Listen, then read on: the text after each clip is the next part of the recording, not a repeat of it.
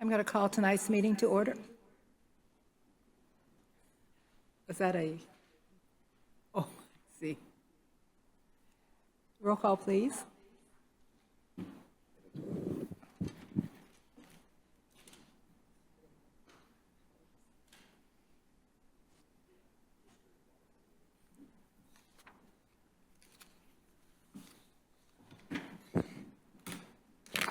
Okay, good.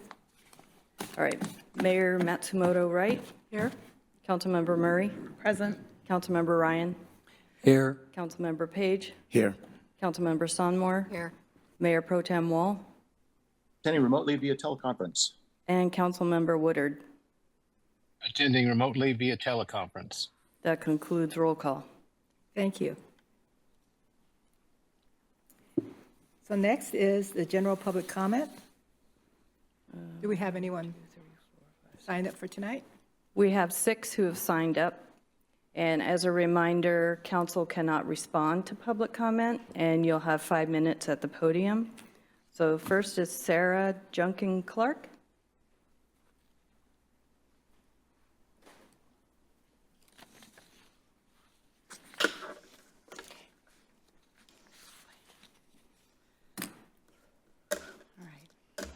Good evening. My name is Sarah Junkin Clark. I've lived in Mountlake Terrace for over 30 years. I've seen our community grow and change. Back before security cameras were on every home and considered normal. In fact, I had one of the first home security cameras on my house, and it caused a lot of ruckus in my neighborhood.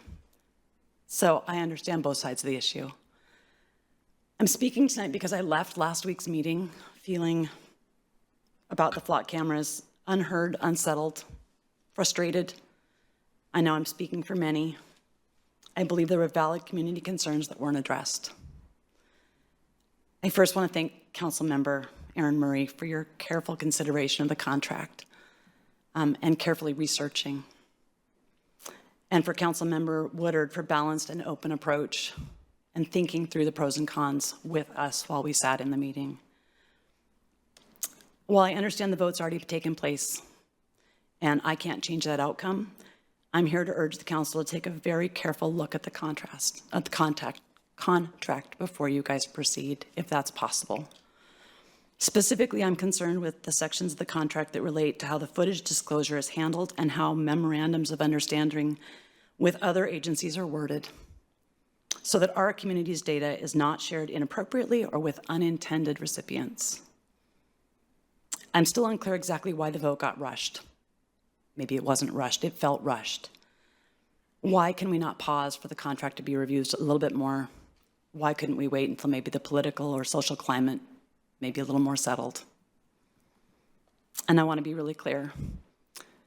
I trust our police department. I trust our city. And I do see how a camera system could improve public safety benefit. But I also believe that thoughtful conversation and community trust guide the future of our city.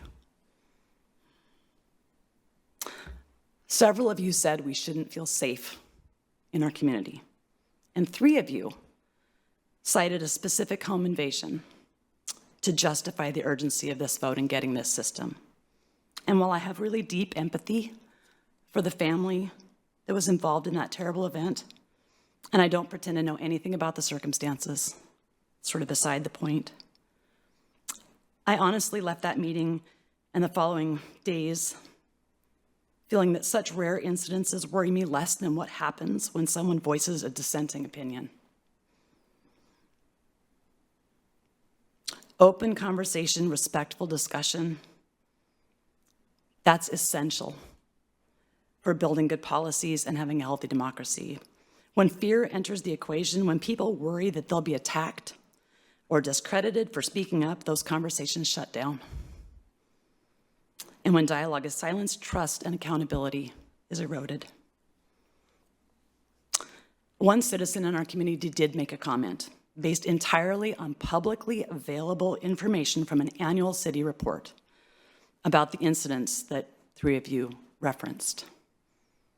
In response, that citizen was subjected to an aggressive backlash, which included repeated angry and accusatory messages via social media, Her friends were contacted, unsolicited. There were multiple and derogatory, disparaging posts on public community pages, including Mountlake Terrace News community page. A police statement was submitted. Emails were sent to council members attempting to discredit this person. A trolling campaign started on this person's professional political page. And what sent me over the edge is a false and illegal allegation of professional misconduct was filed on her nursing license. All of this because the citizen voiced an opinion.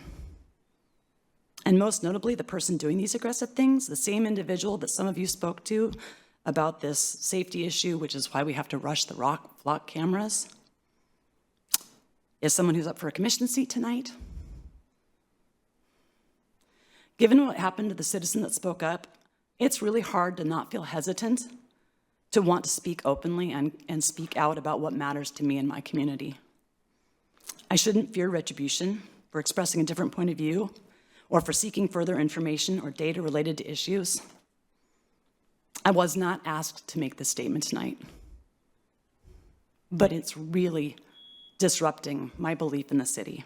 I'm just urging you to lead with transparency, protect community voices, and try not to incite fear when you make decisions. Don't rush for safety measures. Thanks.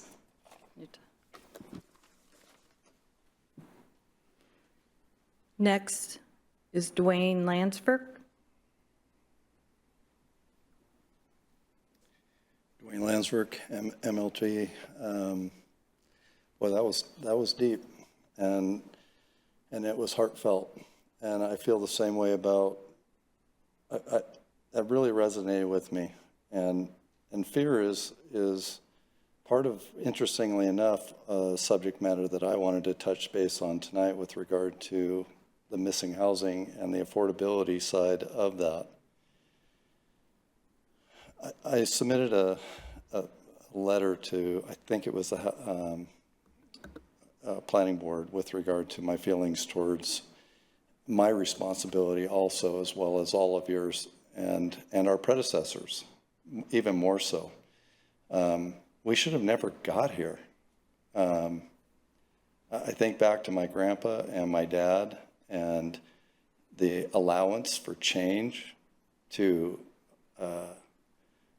give opportunity. And I think in the last 3 decades, we've lost sight of that in fear of the massive change that we say we don't want, but yet then we leave our children with lack of opportunity for housing.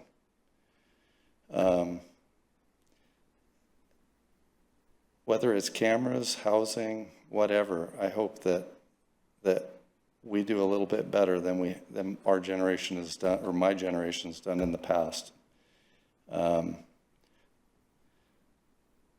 One thing I will say is that your team behind you that you've asked for advice and who has been working really hard on a state mandate that's been imposed on you has done a pretty darn good job.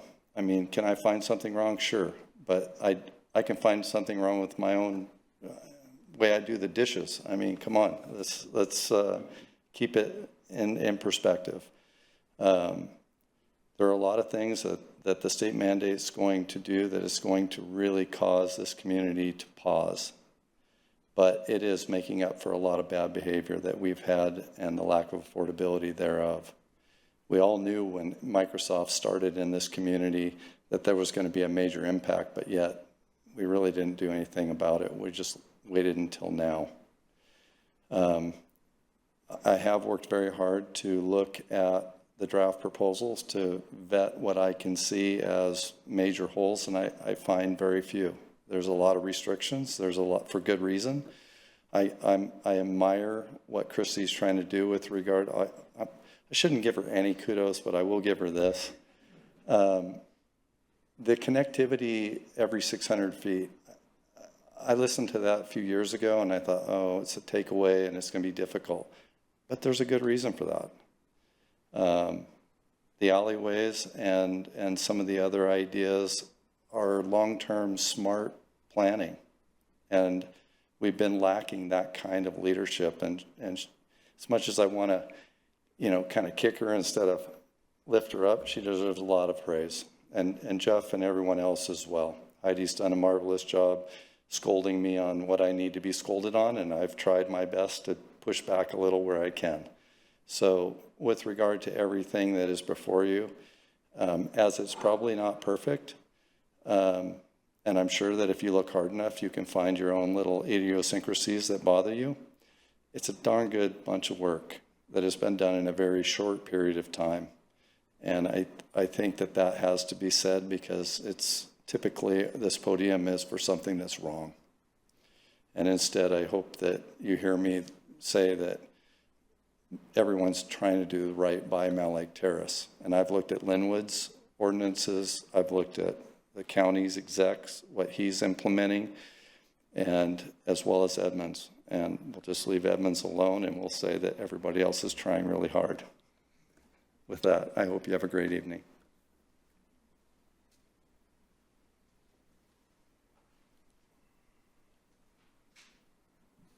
Next is Dustin DeCook. Do I say that right?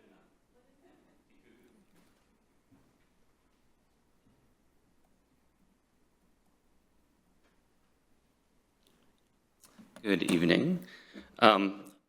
First of all, I 100% agree with everything that Sarah just said so well. I'm going to be pretty brief. I submitted some written comments earlier today regarding last week's flock vote, which I hope you've read, and I hope you've read the dozens of other comments you've received on the topic in the last couple of days. Tonight, I just want to share briefly a news story that came out just today. A sheriff's office in Texas recently used Flock's nationwide camera system to illegally access data from Illinois, specifically to locate a woman who had sought abortion care. Illinois has state laws that are very similar to Washington's Keep Washington Working law, which, as you probably all know, prohibits public agencies from participating in or sharing information with federal agencies regarding immigration enforcement. They also have very similar laws regarding prohibiting sharing data with out-of-state or federal agencies that would limit abortion access. Mount Prospect Police, the Illinois department that shared the data, had a flock system and an MOU, but it wasn't enough to prevent this breach. This is just one of many, many examples that are easy to find with just a little bit of research. So I urge you to reconsider whether Flock is right for Mountlake Terrace. These are real, recent, and troubling examples of how the system can and has been abused. If you do proceed, it's absolutely critical to demand stronger contract terms and airtight MOUs, because neither the draft agreement that we saw last week nor the vague reassurances that we got from our police commander and the Flock representative will protect our community. Thank you.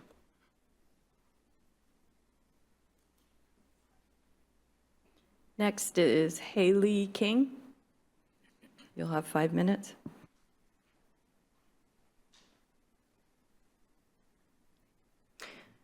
Thank you for being here tonight. I'm also here to speak about the recent Flock vote. I'm going to be echoing likely a lot of what Sarah and Dustin said. I agree thoroughly with what they've said tonight. One thing that I think is really important to consider with contracts like this is that ultimately they are only going to be as good as the protections against their abuse. I think that a lot of us want to believe that anytime that contracts are implemented, they're going to be in good faith. I think that's even written into the specific section that many people here have been discussing, section 5.3 on the disclosure of footage. Good faith is legally meaningless. It's very broad. We all want to believe that people are acting in good faith when they are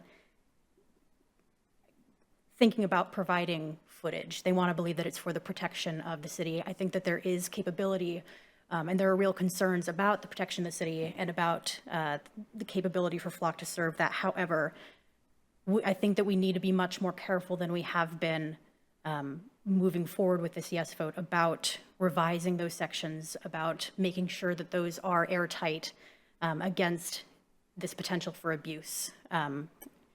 Again, there are very real cases that we've seen both in denying abortion care, as well as we are seeing federal ICE agents moving in to cities, including Seattle, the Seattle area. And I want to make sure that our city is committed to protecting our people, making sure that, particularly in an era where we can't have faith in particularly corporate honesty, I believe. When we have a section that allows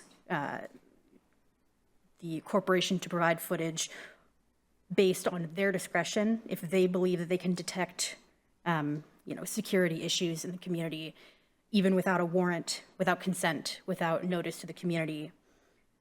And when these concerns were brought up in past meetings, no one had been able to justify it. In my day job, I'm not a lawyer, I'm not an attorney, but I do quite a bit of contract review, and I've come to learn quite a lot about asking the what ifs very thoroughly of these agreements. Not because necessarily we believe that that is how it's going to be executed, but because we have to, just in case. My boss he's an older engineer and really likes to move forward with essentially good faith agreements. He's used to doing the work and getting paid, and no one's worried about people walking off the job or things of that nature, limitations of liability, clauses, stuff like that. But as we're working with larger companies, those are things that we're really having to consider because those are real, real concerns that more and more may be feasible. And I think especially with a large company like Flock, we really have to think about and strongly consider how the information that they're gathering is going to be used, not just in our local community, but also on a larger scale. So the direct call to actions that I would like to convey are if we are moving forward with this agreement with the yes vote, to at least delay the signing further, to look at those further revisions and to have a public review of those revisions before setting anything in stone. As well as reviewing the memorandum of understanding, making sure that that is airtight with how the information can be shared between communities and to what agencies those can be disclosed to and under what conditions. I would like to echo the thanks that has been made to Councilmember Murray and to Councilmember Woodard for their careful consideration and their advocacy for careful consideration of these contracts. And thank you.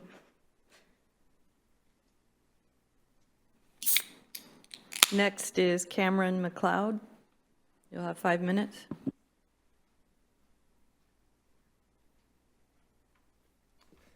Hello and good evening, everyone. This is my first time speaking before any town council, let alone Mountlake Terrace. I've moved to the area only within the past year or so, and I have to say, I simply adore it here. And I do really appreciate all of the hard work that goes into maintaining a community like this. That said, I would like to go into a brief bit of history. Back in 1943, the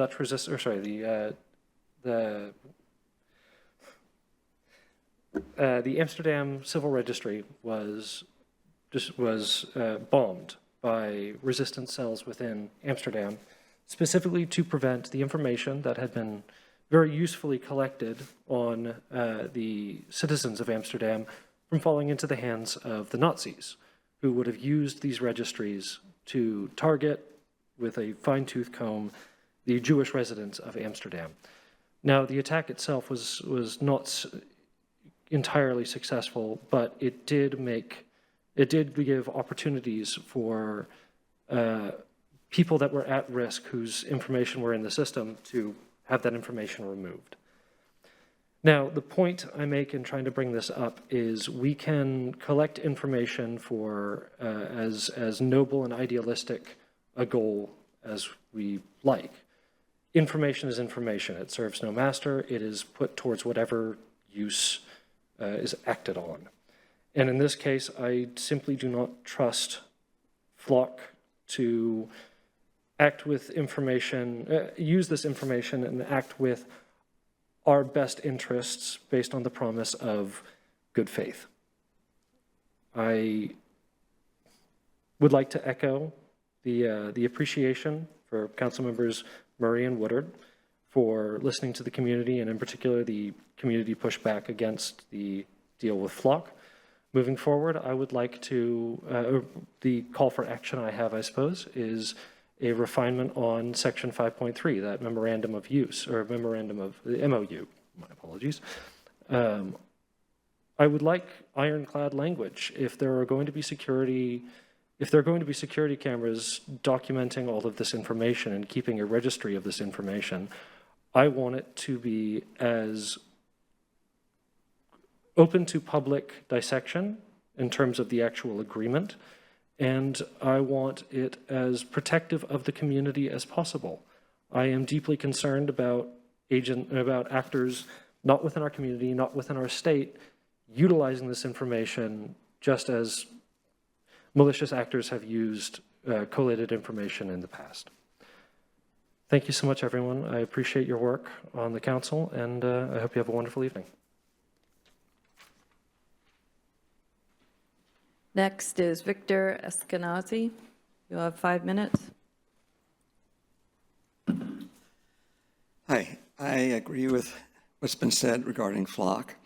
After listening to these people, I'm not sure, it makes me wonder if the agreement has been signed yet or not. If it's already been signed, everything from that point becomes moot. If it has not, also, I am not a detail-oriented person. I'm terrible at that. And I confess I've never done all the hard research that some of the council members have done and members of the community have done. So I'm reliant on what I'm hearing and reading from them. And I definitely, the part about the good faith, I definitely agree that opens a can of worms. It does. I'm not a lawyer, but it seems like you can get away with just about anything under good faith. And I'm not, and if it has not been signed yet, or even if it has, I know there was concern about if you're not happy with it, that you could cancel the contract at any time or within certain time limits. But I'm wondering, where do you have written down explicitly what your measurements will be, which will make you help you decide whether to keep it or not? I would, if you have not signed yet, please come forth with how you will decide whether or not to keep it. And if they will be open to the public to put forth their comments on that. And thank you for all your work and all the research that you folks do put into it. Thank you. That concludes public hearing.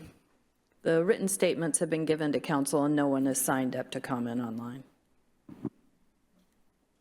Okay. Next is the city manager's report. Thank you, Mayor, Mayor Pro Tem, members of council. A few things to report tonight. First, yesterday and again today, we had some large cranes outside next to the fire station. Happy to say that the HVAC unit was lifted successfully up on top of the police department roof, so they'll have climate control for the summer months when it starts getting warm. The second one today was for the emergency generator for City Hall, and really looking forward to that, and thank council for allocating the ARPA dollars in order to make that happen, to ensure that we will be here for the community in case of an emergency. We'll be able to operate, so that's a good thing. Next, the Vets Park Trail construction that's been happening for a while. We've seen the flaggers out here on 58th. That's wrapping up at the moment, and it's not a fully complete project yet, but the team will be back in October, maybe early November, to plant plantings and finish everything up. Want to do that when the plants will be established and won't die right away, so there's going to be a little bit of break in between. Next, we did Terrace talk last night discussing middle housing, which we'll be discussing again tonight, and talk to the community about that and help to make sure that everybody kind of understands what's going on and why we're doing this. And lastly, I can't read my writing. What's that say? Oh, Juneteenth. We have celebrations coming up this weekend for Juneteenth here in the Civic Plaza, and there's celebrations in many of our neighboring communities over the next week. Here is Sunday from 11 a.m. to 3 p.m. And as a reminder for everybody, the City Hall will be closed on the 19th, next Thursday, and there will not be a City Council meeting. And that's all I have to report. Happy to answer any questions.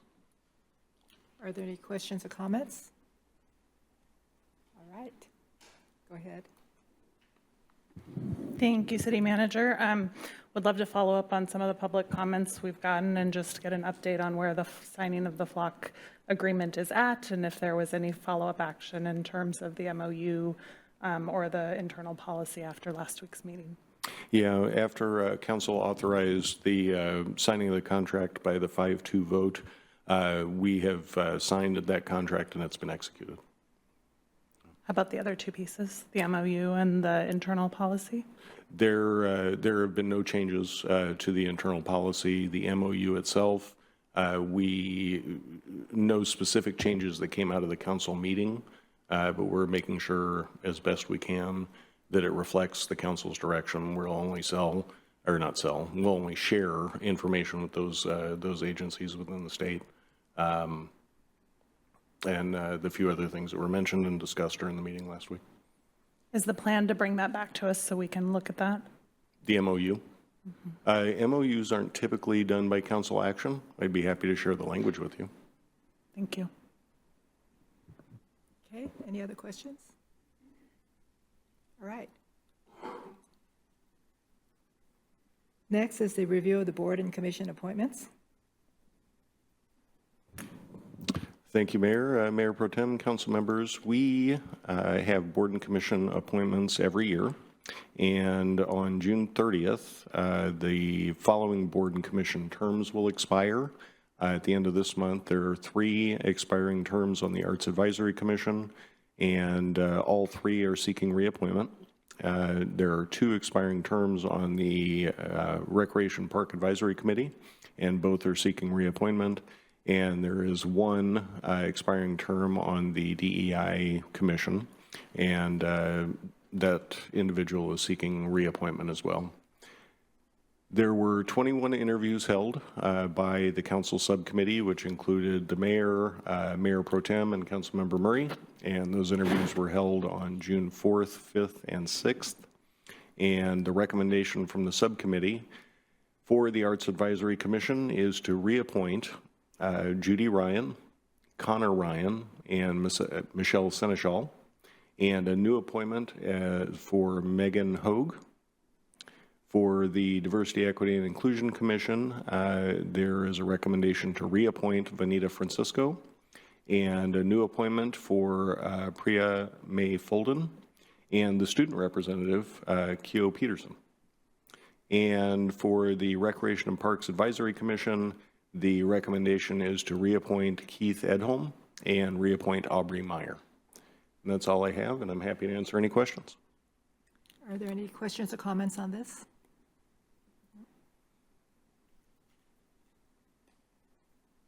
Okay. And I would just note this will be on your consent agenda at the next meeting on June 26th. Councilmember Murray? Thank you, Mayor. I feel like somebody from the subcommittee should speak, so I will just say thank you to the 21 folks who raised their hand and showed up.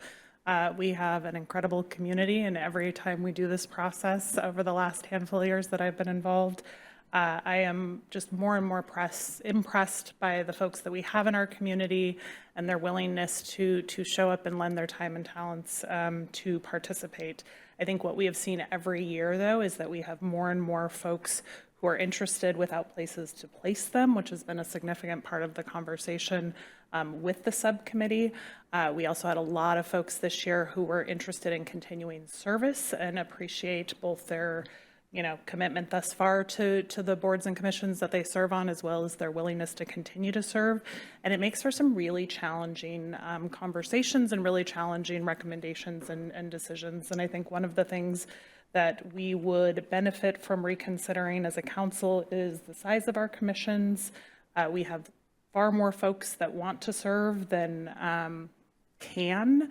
I think there's also been talk about expanding the boards and commissions that we have. I think staff have concerns from a staffing capacity about the ability to address that, but I do think given that we have ad hoc, advisory boards that we are staffing up to 15 folks, I think it's more than reasonable to think we could have more than 7 folks on a commission potentially.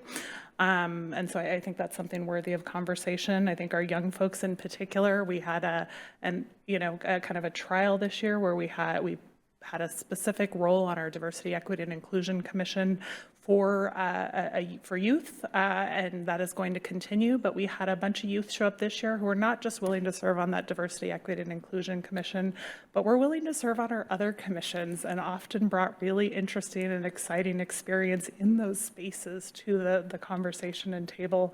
And so I would urge us to have a conversation sooner rather than later about how we might look at this a little bit differently than we have in order to bring more perspectives to the table and to allow more of those 21 folks who raised their hand to be involved, because as it stands, we are not recommending very many new folks into those boards and commissions, and I think that is probably a disservice to all of us. So, I think something I would love for us to talk about. So. If I could get that on the agenda at some point, that would be great. Councilmember Payne? Page? If I may, I also want to thank, the interviewees for, again, recognizing the importance of having a student, on a commission. I know that from talking to MLT High that, as this process was going on, there was a buzz, at the school. And there was fear also from the students as to whether or not they were going to be successful, in this position. And so I'm extremely pleased that, we did get another student, and that person, comes highly recommended, from the school. But more importantly, this person recognizes that they're going to be looked at by other students in the school. So it's really our job to make sure that this student is successful, not just the DEI commission, but us as council members, us as city staff, to make sure that this person is successful, because as Councilmember Murray said, from this person will breed other students who can be on some of these other commissions and boards. And we really have to start looking at ways to get them on, because a lot of the stuff that we're doing here and the commissions are doing here in the city, they're doing over at the school. They're learning how to do this stuff. So they're not coming in here unprepared. They're coming ready to work and ready to share. But we got to give them that opportunity, by giving them other opportunities on these commissions and boards. And maybe we relook at some of the reappointments as they come up, or talk to the commissioners that are on these things to give others an opportunity that's been there long term, so that we can get some of these students in there. We got to you go through a tour of MLT and see what they're doing. You get wowed away of all the different things that these students are doing. And so I think it's our responsibility to make sure that, we can help them in the path that they're trying to go into, because that's what brings them back home after they go through college and do all these other things. That's what's going to bring them back here 20 years from now, to give back to the city because of what we can give to them right now as students, and we can't lose sight of that. Yeah. Anyone else? Okay. Oh, Councilmember Ryan. Thank you, Mayor. Adding to that, I'd like to mention that as the Arts Advisory Commission liaison, thank you for the last 4 to 5 years. Our youth from mainly Mountlake Terrace High School youth has been on the commission and have been involved with the art show. We had one go on to be a professional photographer. And so just to add that the Arts Commission has had youth, and sometimes, though, even though we ask for youth, they don't show up. But we've had them for the last 4 to 5 years. Thank you. Anyone else? Okay, thank you. Next is the review and agreement amendment for the ECONorthwest budget for metal housing with Christy Osborne.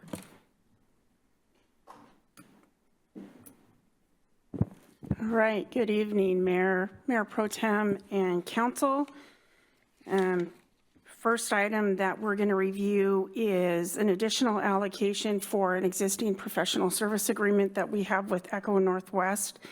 And this involves the middle housing services that we're in the midst of doing right now, both the zoning for the middle housing and a upcoming housing strategy and action plan that we're working on. So back in December of last year, you approved $200,000 for this work.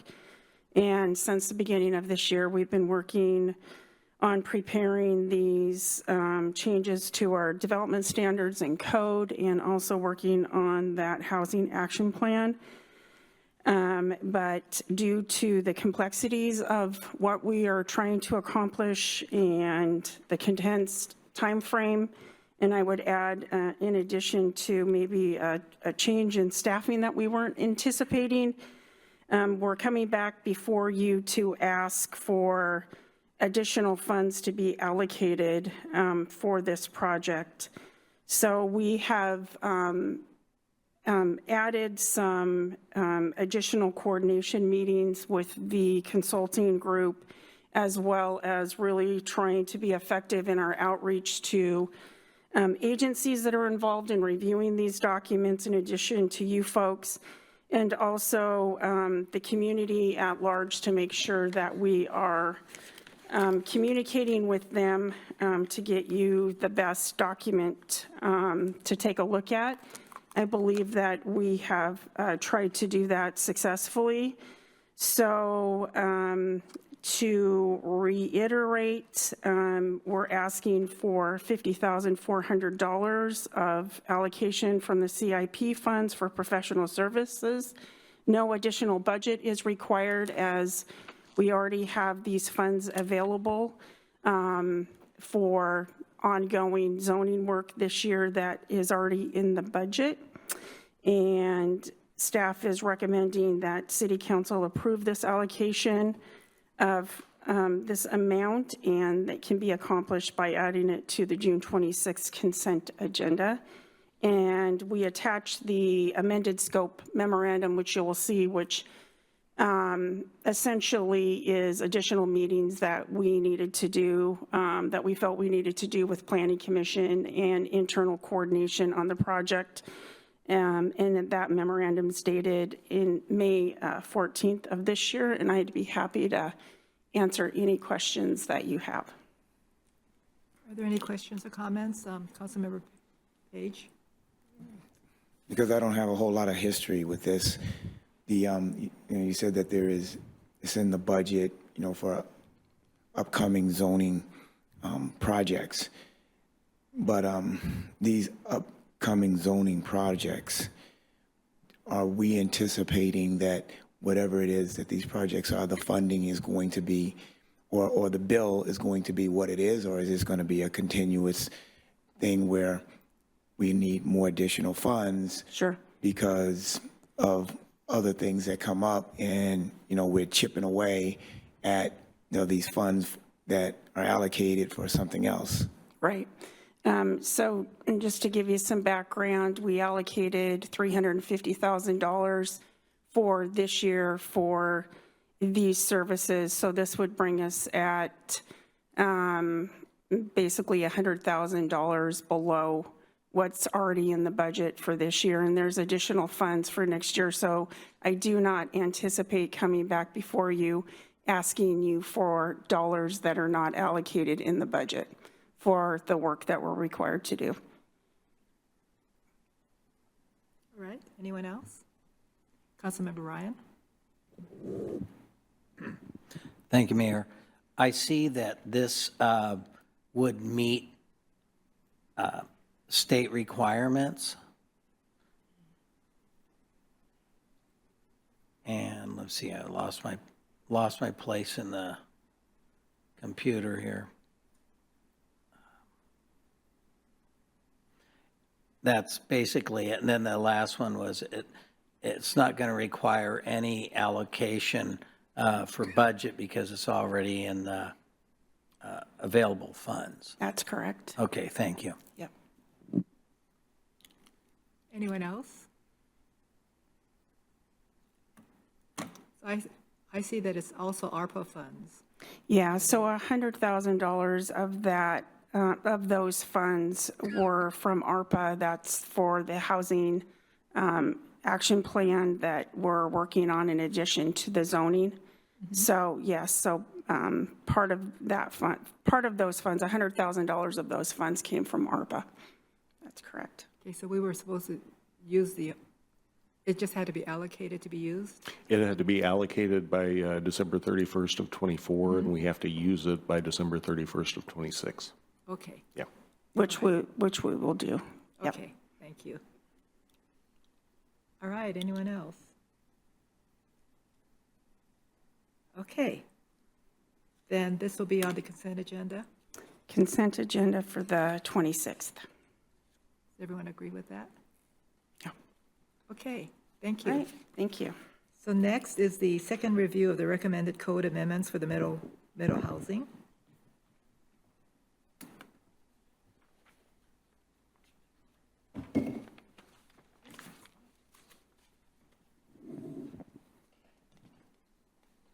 Good evening again, Council. So this is the second in a series of preparing for our planned public hearing on the 26th of this month for the middle housing amendments that we're proposing.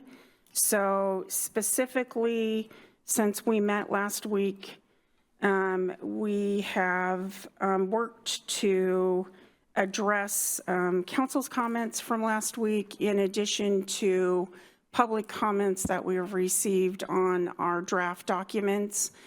And our intent is just to focus in on those issues this week with you all. And then if you have any additional questions that have come up or any other things regarding this, we'd be happy to answer, but we wanted to be very specific on recommended changes since Planning Commission did their recommendation. So anything that we're changing in the documents, our intent is to go over those with you this evening so you have an understanding of what that is and what we're proposing. And with that, I'll turn it over to Heidi to go through the slides. Thank you, council members, for having me back tonight. Okay, so specifically tonight, we'd like to touch on feasibility results and the team's engagement with developers to date, because you asked about that last time, and walk you through the specific changes that we feel are appropriate to the chapters listed here, as Christy mentioned, and answer questions that you have, as Christy mentioned. We heard last time your support for the code revisions in general, including the increased lot coverage and reduced setbacks. We heard support for bonuses supporting the key public benefits, and wanted to clarify, or you asked to clarify that the density bonus comes with an FAR bonus, so we'll talk about that. Also wanted to declare the public access at the mid-block connections that could be created from some of those bonuses. You thought it was good to see that some of the design standards are not overly prescriptive, and you requested to see those feasibility results and comments from developers. So ECONorthwest, who is not here tonight, are the economics consultants on the project, as Christy mentioned. Throughout the code update process, ECO used a few different methods to test the proposed code's impact on development and to validate its feasibility. This included modeling what we call test fits, as you see on the right, of different housing types on typical Mountlake Terrace lots, applying local housing market data to assess the financial feasibility and analyzing the impact of different regulatory changes on development costs, revenues, and returns. In addition, ECHO also talked with local developers and other real estate professionals, both while we were developing the code and to get feedback on the draft code. Many of the proposed changes on the following slides are in response to that comment, or to those comments and conversations with developers to ensure that the code actually and effectively promotes middle housing in Mountlake Terrace. Okay, and as you know, these are the zones you mapped during the comprehensive plan process last year, residential 1 through 4. These zones scale up incrementally with the lowest intensity in the R1 zone and highest intensity in the R4 zone. Okay, proposed changes.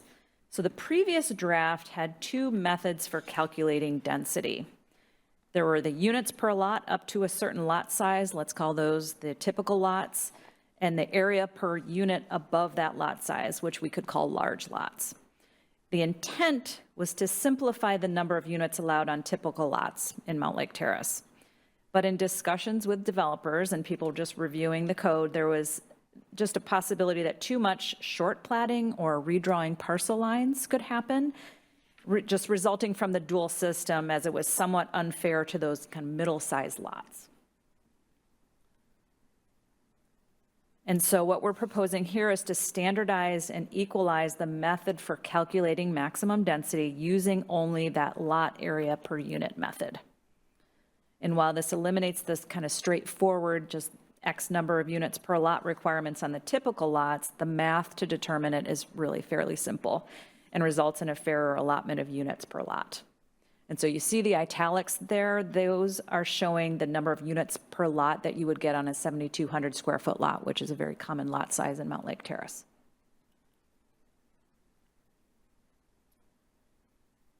Okay, accessory dwelling units were initially counted in those base density calculations, but this was also confusing for reviewers.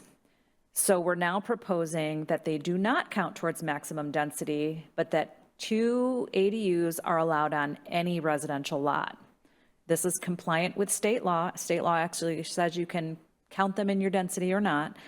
And really, it's a minimally different change than the previous proposal, but it just feels easier to implement. So city staff acknowledged that this may result in some developers wanting to short plat or subdivide their parcels differently into smaller increments so they gain those extra 2 ADUs. But the staff are fine with us. I think I can speak for Christy because this really results in smaller and more attainable housing in Mountlake Terrace.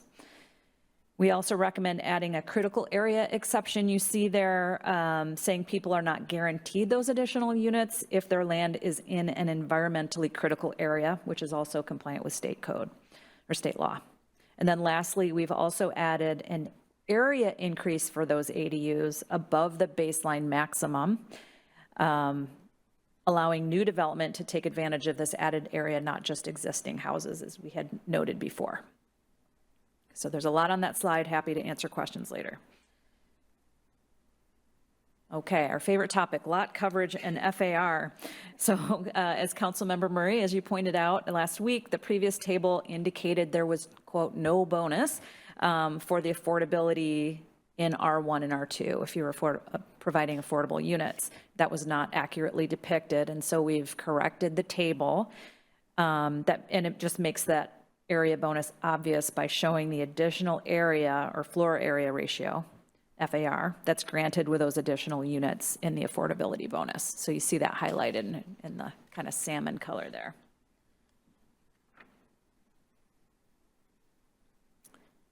We also got some developer feedback that we needed to clarify the intent for step backs, or kind of the tiered wedding cake nature that you see in some buildings, which is kind of setting back facade planes at different heights.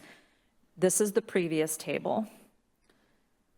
I won't go through the details there, but this new table clarifies that the setback dimensions really just apply to portions of the building, not the entire building.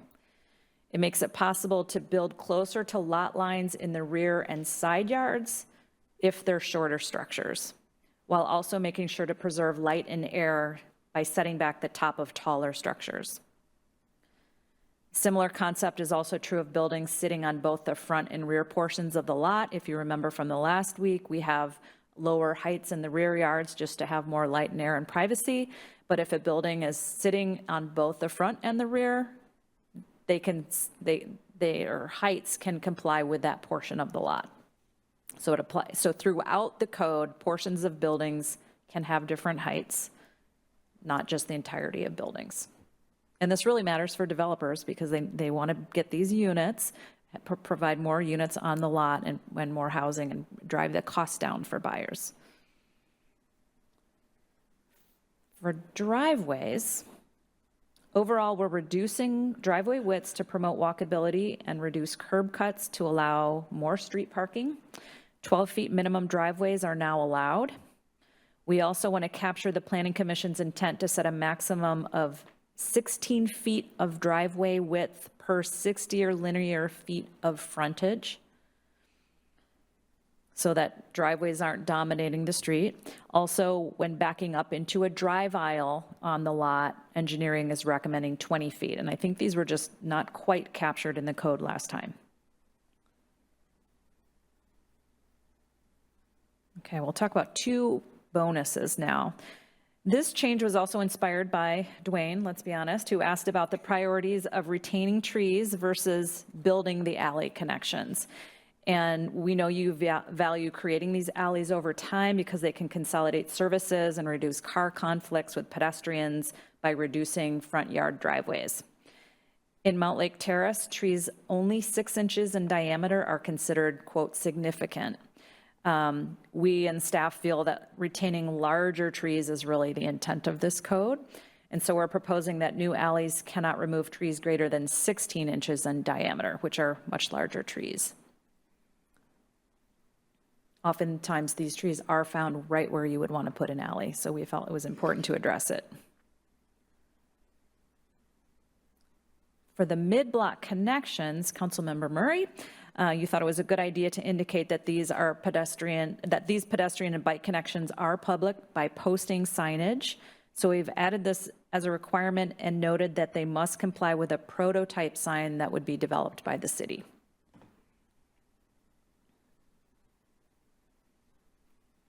Okay, 2 slides on open space next, and then we'll be on our last topic. I'll start with common open space at the bottom of the slide. Here we're clarifying the intent that paths may be included in the required open space, not just located along them. Small detail, but it makes a difference on small sites. And then back up to the top of the slide, based on developer feedback, we reduced the private open space requirement for 3 of the housing form types, from 75 square feet to 60 square feet, which makes open space easier to accomplish on sites with many units, but still provides outdoor space for all units. And then continuing with private outdoor space, there had been some confusion on the minimum open space dimensions in the previous draft. So we're reorganizing dimensions to be next to each other, just to clarify that the 2 types of private open space, on-grade spaces and above-grade balconies, and how those compare. Based on the same developer feedback, we're proposing that no dimension less than 6 feet for on-grade open space. And so we think that patio image on the left is about 6 feet wide and fits a small table and chairs. And then above-grade balconies can still be 4 feet wide and 30 square feet minimum to count as towards that open space.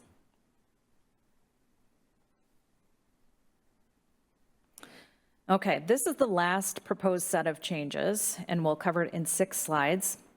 In the design standards, all the housing form types have maximum dimensions unique to their physical configurations. The standards help ensure compatibility with single-family houses and yards and make sure that buildings on large sites don't get way too big. We had some feedback that the previous maximums weren't big enough to fit the same number of units on a lot that developers can now build in the RST transitional zone. And so we're proposing to provide a range of dimensions scaling up from R1 to R4 as shown in this table. I will go over each one briefly, and this will also refresh your memory on those housing form types. Okay, singles are buildings that contain one dwelling unit detached from other buildings or dwelling units by more than 3 feet. They can be located along streets or in backyards.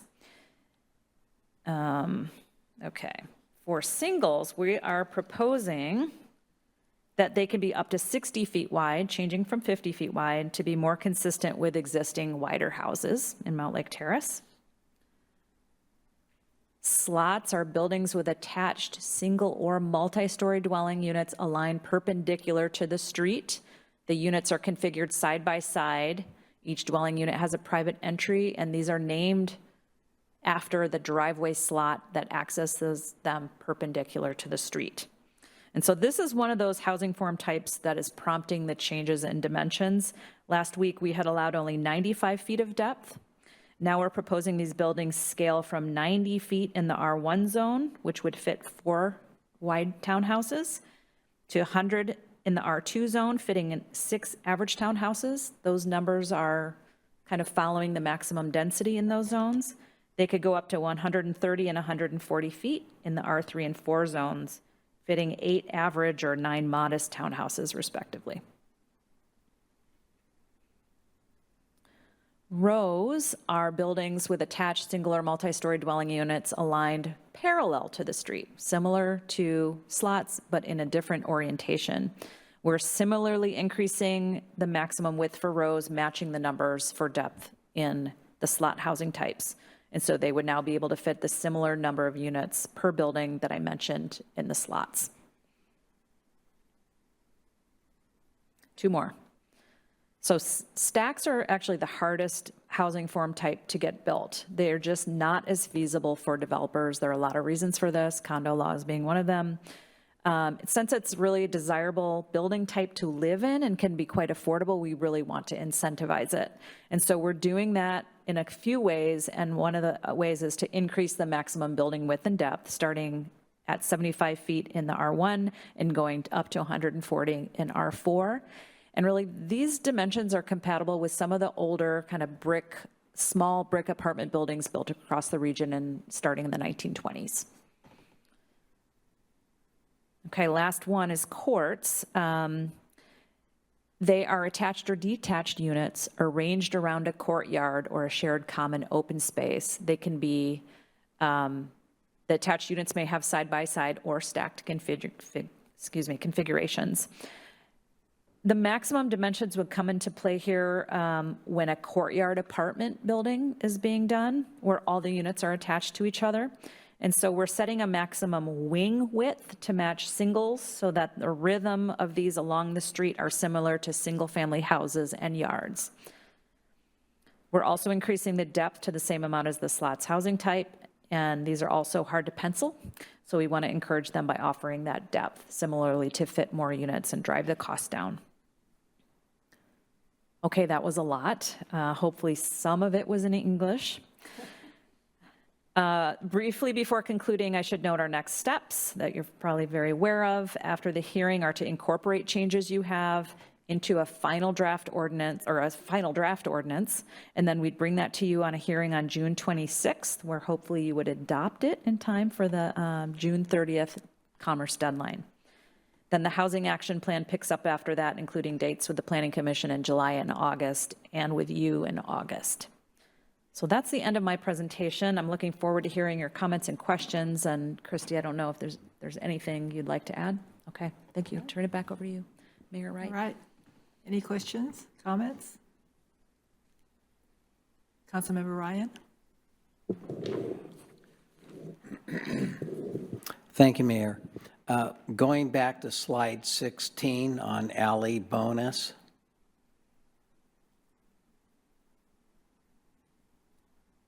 There you go. You're talking about trees greater than 16 inches in diameter at breast height. And then the note is significant trees are only they just deviations to avoid removal of are allowed. So could you clarify exactly what that means as far as, let's say we have a tree and there could be an alley there or not, and clarify that statement for us? Sure. The intent was that if there's, say, a tree that's right on the property line or mostly in your neighbor's yard and maybe it takes a couple feet, the idea is that you would still be able to meander an alley around it, and that during the permitting process that the applicant would discuss that with the city and maybe be approved. To remove it? To meander the alley around the tree to save the tree, Oh, essentially. I see. Okay. So then the question after that would be, I'm assuming this would not include invasive trees to Washington State? We did not go that far. Such as black locust, Lombardy poplars, holly now is invasive. So if it's like an invasive species, then it would probably be okay to take it out. Is that correct? Do you know more about the landscape? We're also working on an urban forestry plan that will be coming to you in the next couple months, and it'll address that topic. But those, the invasive species are certainly going to be eligible for removal.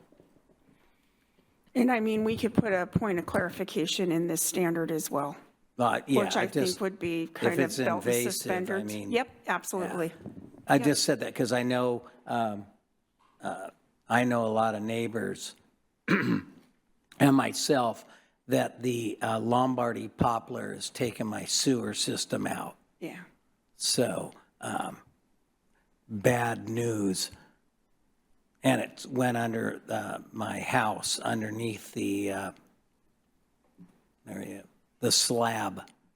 And it's not a very friendly tree to someone living next to it. Okay, thank you. Thanks. Okay, Mayor Pro Tem Wall, did you have your hand up? Sure, there you go. Thank you, Madam Mayor.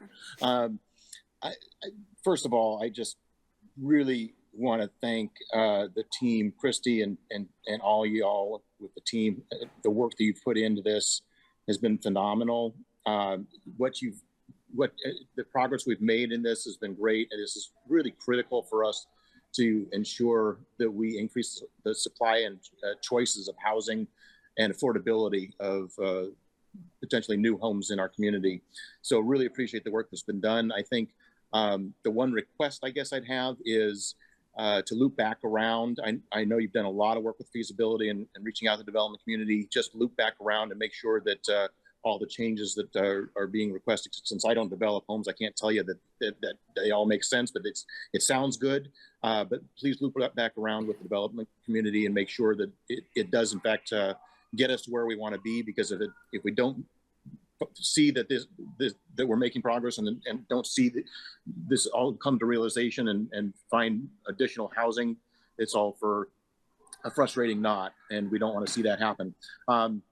I guess the other thing I'd like to see us be able to make more progress on, and maybe this is a longer term, maybe address it more in the housing action plan, is more truer form-based code down the line. And then I guess the final comment that is so critical is, and I appreciate in the code language, it talks about deviations that propose a comparable alternative will be considered during the administrative design review process. And I just want to emphasize how important it is for us to be a facilitator of good development and not a regulator, and just to ensure that we are continuing to work with the development community to facilitate the type of development we want to see here in the community. So again, thank you so much for all the work. It's really, you guys have done a super job, and really appreciate the progress that we've been making on this. Thank you. Thank you. Councilmember Murray? Thank you, Mayor, and thank you both. Appreciate you being here again, and appreciate, I will just echo all of the work. Thank you for that. I think, again, this is we've had some goals and some ambitious goals, and this feels very aligned with helping to move us in the right direction. So I appreciate all of the work to help try to make our community a more affordable and accessible place for more folks. Since we're talking about trees, I appreciated the question from Councilmember Ryan. I'm curious just if there was any conversation. So I think when we've talked about tree code other places, there is, replacement options where there are, when significant trees are removed, like may need to come down in order to facilitate, development, that there's options outside of just that development not happening. I'm curious if there was discussion at the Planning Commission level about that, or if it was just no alleys if there's significant trees. Because I think to the point, like, that is where a lot of significant trees are on properties, right? I know mine's a good example of one, right? The big trees on my property are in the back of the property because that's where they were planted. Yeah, I think what we tried to do is kind of a two-pronged approach. One, that for alleys and some of these other connections, is we tried to not be heavy-handed in regulating that it's a requirement, but instead that it's a could be. So I think that's very helpful. We're working on critical areas, and we're working on all tree stuff recently. And so I think I would like to be clearer in what significant means, but you'll see that terminology is used very differently.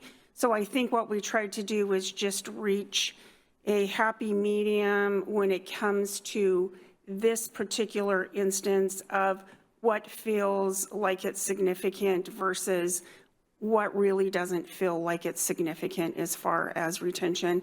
Councilmember Ryan brought up a good point, I think, which is we never want to, say, hey, keep something that is not really something that we necessarily want to keep, that we really want to try to preserve, if we can, some of these major trees. But we do have different provisions in our code that allow for different ways to retain trees, or if we can't, because we need to meet densities, that we have fee and lieu and other approaches that we can do for trees. So it's not just kind of one size fits all. Either we hack them all down or we, kind of approach. So I think I'm hoping that this is a good step in seeing if this can work. And I think Councilmember Wall brought up a good point, is this is our best attempt at trying to write code. We have to go road test this, and I think, after a bit we'll see, does it work, does it not work? What are things that are problematic, and if there are, then we need to come back to you folks and make those changes. Thank you. No, I appreciate that. And yeah, it feels like this would be one I'd be very curious, because I do think there's a lot of public good to having alleys. And I think it's one of the challenges of our community is that we don't, right? And we see that often in terms of prioritization of, garbage cans and people and, all of those things. And so, I guess I would just be curious how that impacts the potential public good development of those spaces as we move forward. The other question I had was kind of, if we go all the way back up to the feasibility testing slide, and I think you touched on this a little bit in some of the changes to the dimensions of the different styles, but I feel like I have to ask this directly because I think, to your point, there's lots of interest in housing types outside of townhomes, or what we're calling slots and rows, right? And so, but when I look at this and I look at the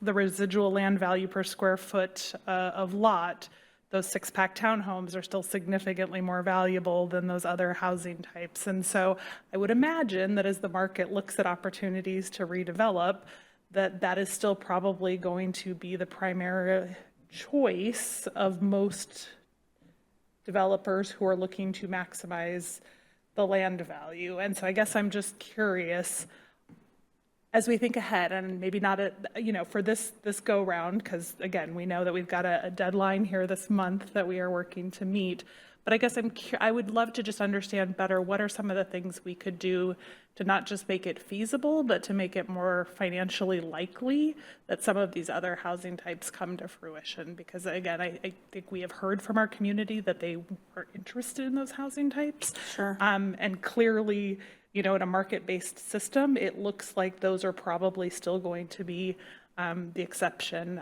versus something, and maybe not, we'll see. Again, like I'm excited about the year ahead and, kind of the next several years, but I guess that would just be an ask from me. Like, am I reading that correctly? I think you're absolutely, I think it's not only what you have in regulation, but what gets financed. And so what gets financed is not necessarily the best choice, but it's the safe choice. It's both things. It's what we can do, and then it's also changing, I think, mindsets from the financial perspective and the development perspective. I think what we try to do as much as possible is put additional incentives in to try to get something, nothing against townhomes, but try to incentivize a little bit more some of these other types, because we would like to see other types as well. I think it's going to be much, and I believe I had a conversation with Heidi on this, and Dwayne even, is market-wise, it's just like townhomes when the city originally did transitional district, and that was a new housing form, and it was like, ooh, townhomes, I don't know if anybody's going to do a townhome, and it's Mountlake Terrace, and but when somebody does and it's successful, then it's going to propel other people for doing that same thing. We're hoping that that occurs here, and we've tried to put a little extra cherry on top to try to get some of those cottage housing and those things to come to the city. I guess we'll see, but I feel like we're trying to do that. Agreed, yes. And sorry, I do want to recognize, yes, I appreciate the efforts to try to make those more enticing. And I guess I also want to name that there's some market realities. And so I would love to continue to keep an eye on that and see what comes from these changes. I might just add that we've done what we can in the land use code, but that you have a housing action plan coming up, and there are a lot of levers to pull with that. I think if Mackenzie was here tonight, she would mention some ideas, but you can keep it going in July and August. I love that hopefulness. So that is awesome. I will ask her next time she's here. Thank you. Okay, so I am so glad to see stacks in there. And you said that that is the most expensive type of home to build. But when the condo law changes, that's condos. And because the older generation who live alone in their big houses are not going to sell it to move into a townhome. And when these stacks start getting built for home ownership, which is condos, it's going to open up a lot of single-family homes. And so this is what I was trying to explain to Dwayne many years ago, that we needed, but you didn't tell me that it was more expensive to build those, and so. But I can see that the future is going to be 10-unit, 30-unit condominiums, stacks, and those will have elevators even if they're 3 stories, because they're, it's not only the elderly, but it's like my friend who is ADA, and there's many people that need to have flats, not townhomes. So that was out of everything in here, that was the thing that really excited me the most, was, oh my God, they call it stacks. I call it flats. So anyways, so I know that we're not going to be the first city to do that, but I'm glad to see that it's in our plans, and I hope to see that it's in many other cities' plans. And then now the next thing that we have to do is to get the condo law changed. Okay, anyone else before we move on? All right. Thank you. Thank you. Next is the review notice of the intent to commence annexation proceedings on 24229 48th Avenue West. Is Sarah here? Oh, there you are.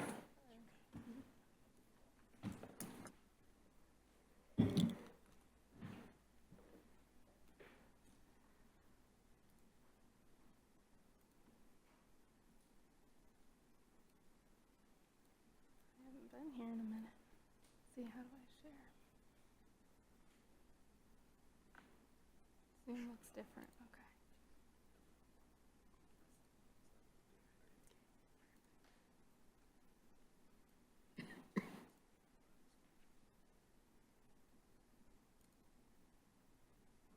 Thank you. All right, good evening, everybody. My name is Sarah Pizzo. I am the senior planner, and tonight I will be reviewing a notice of intent to commence annexation proceedings. So the purpose is to inform City Council that the city received a notice from a property owner that they want to annex their property into the city of Mountlake Terrace. This property is located at 24229 48th Avenue West. Council is tasked with determining whether to accept, reject, or geographically modify the proposed annexation area, to whether to require simultaneous adoption of a proposed zoning regulation, and whether to require the assumption of all or any portion of existing city indebtedness by the area to be annexed.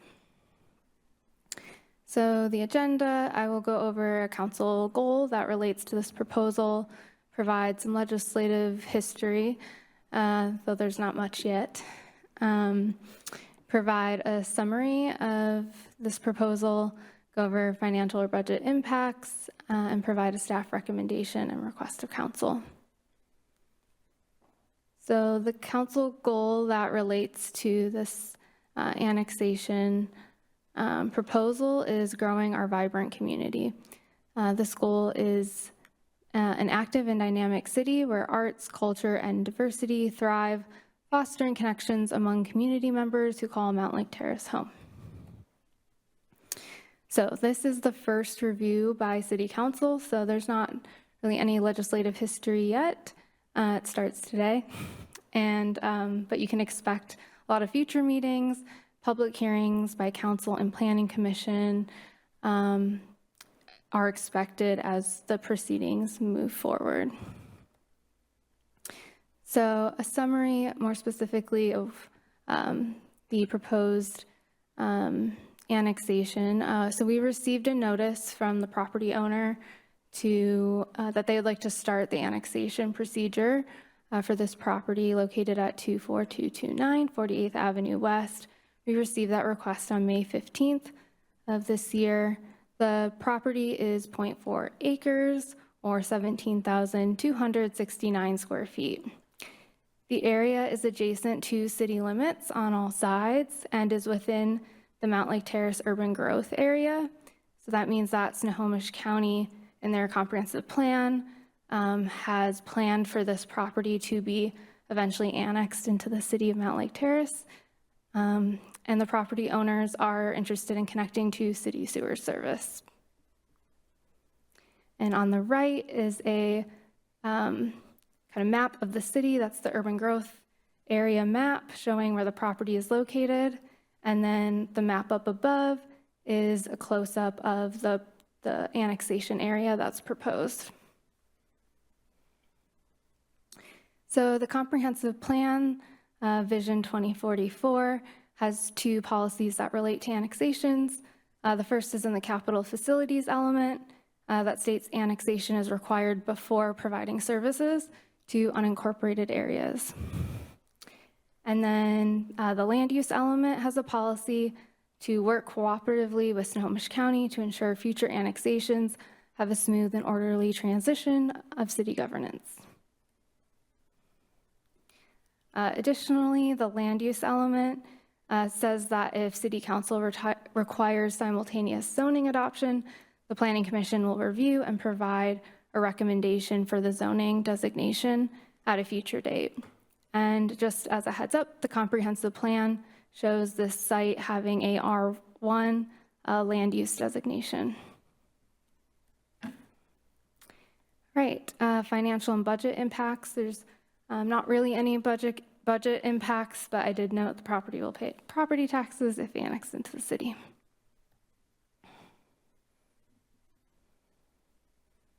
My slide stopped advancing. I think so. Oh, and then I went through the whole thing. Got it, everyone? I'm just kidding. Okay. Community notification. So the community was notified just through the city council agenda for this work session, and future actions for the proceedings will, if they continue, will include public hearings and the corresponding noticing requirements. So staff recommends that at the June 26th meeting, that council passes a resolution that, one, accepts the geographic area of land as proposed to be annexed into the city of Mountlake Terrace, that city council intends to simultaneously adopt zoning of this site, that the city requires an assumption of existing city indebtedness, and allows the circulation of an annexation petition as the next step in annexation proceedings. All right, and now we have time for any discussion and questions. Are there any questions or comments? I have a few. So are they annexing because their septic has failed, or they just want to annex? Yeah, they do have failing septic on the property. Okay. Is the property next door to it also a county island? Or is it just No, this property? so it's just this one property in this location that is in unincorporated Snohomish County. It's surrounded by properties that have been already incorporated on all sides. So we just have a few of these Yes. county islands left. Okay. Anyone else with questions? Okay. All right. Then it will be on, we're going to talk about it more later. Yes, we'll be on the consent agenda to proceed with the next step. And then once the petition is signed, I'll come back and there'll be a public hearing on the petition. All right, thank you.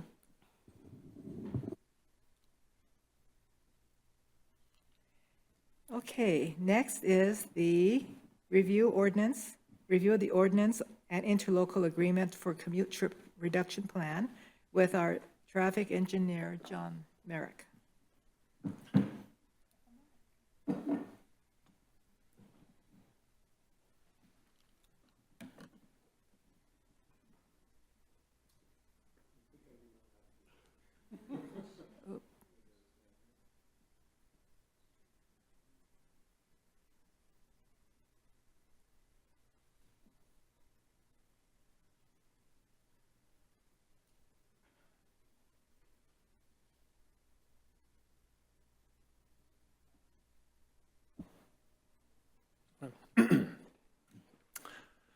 Good evening, Mayor, Mayor Pro Tem, and council members.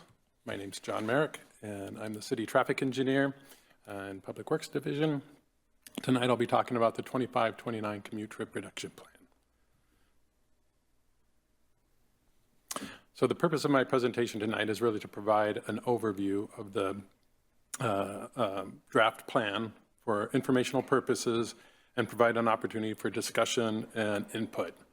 As part of this, I'll also be talking about renewal of an interlocal agreement with Community Transit, who helps to administer our program.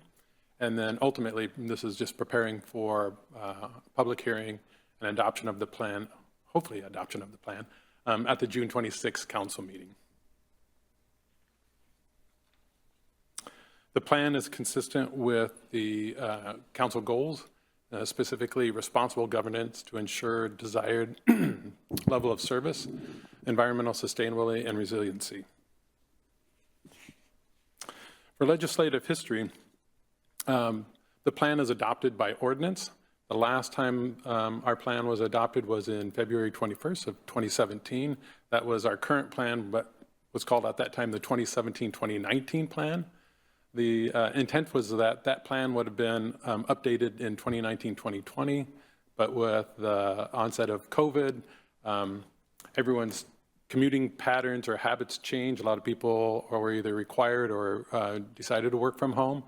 So trying to implement a commute trip reduction plan, I mean, there was not much of a commute at that point. So the idea was to wait until conditions kind of normalized. So we're kind of back at that point. So now it's time to update the plan. The purpose of the commute trip reduction plan, as a broad overview, the plan outlines city policies and strategies to improve air quality, reduce traffic congestion through employer-based transportation programs that are really aimed at reducing the drive-alone commute trips. As part of Washington State's Commute Trip Reduction Act that was passed, the city is required by law to develop and implement the plan and then update it regularly. The plan is adopted by ordinance and is incorporated into our municipal code and replaces kind of, as we update the plan, it replaces the previous plan. So the primary goals of the plan are to reduce congestion and carbon emissions. So to do this, the plan establishes specific requirements and targets for employers with 100 or more employees that commute to a site between 6 a.m. and 9 a.m. Other employers that don't meet this threshold can still opt into the plan, the commute trip plan, but that's solely on a voluntary basis. So for Mountlake Terrace, we really only have one employer that meets that threshold, and that's Primera Blue Cross. But as the city as an employer and as the overseeing agency is also required to kind of meet the requirements of our plan.